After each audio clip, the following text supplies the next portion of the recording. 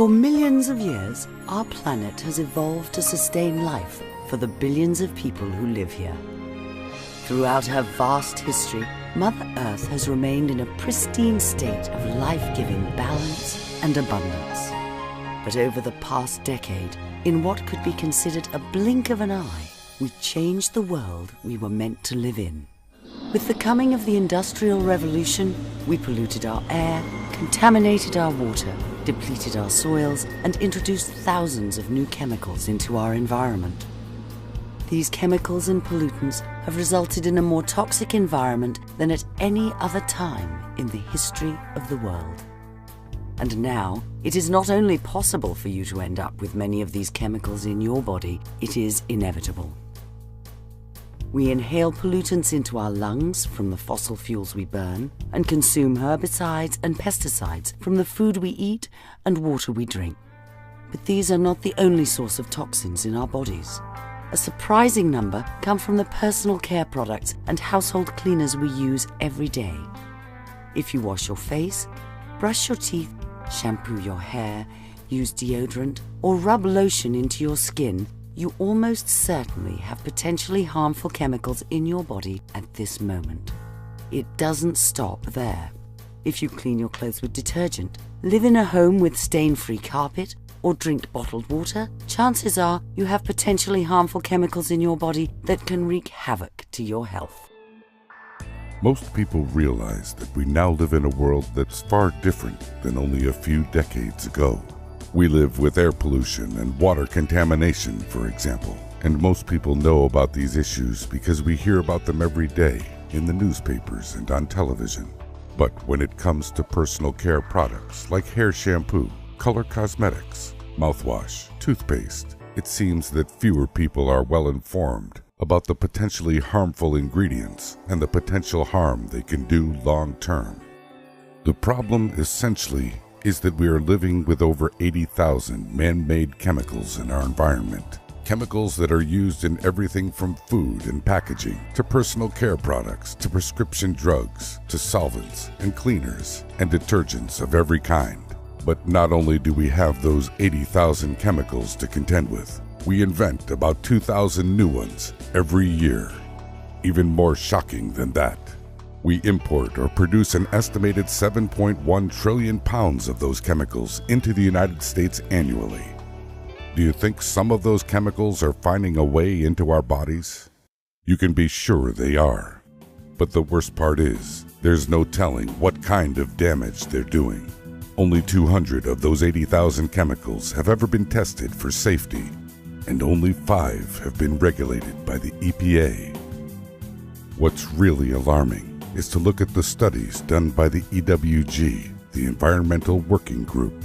They studied 9 different individuals and found 167 chemicals in their bodies.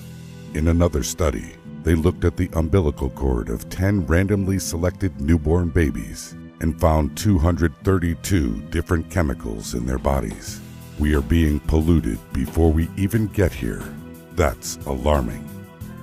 In yet another study, 16 hormone-altering chemicals were found in 20 teenage girls.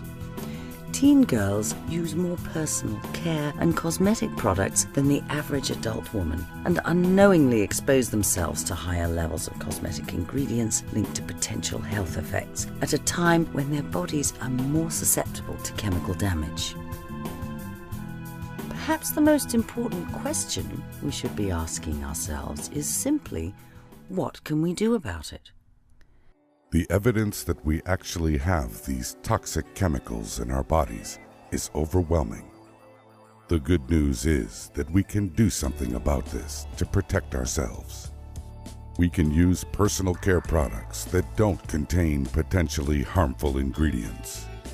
However, we also experience oxidative stress from our environment. When oxidation occurs, free radicals that are in our environment attack our cells. They attack our DNA, and they disrupt normal cell function, similar to the way that an old car rusts. Over time, deterioration and oxidation occur, and when finally it takes its toll on our bodies, we begin to break down. We lose energy. we become sick, and ultimately, we age. Eating fruits and vegetables can help supply our bodies with antioxidants that combat free radicals by pairing up, neutralizing them, and rendering them harmless. But is it enough? Researchers now believe our foods are nutrient deficient due to over-farming. Because of the vast number of people our planet is required to support, we have depleted our soils of vital nutrients. In the 1800s, the human race had grown to a total world population of 800 million people.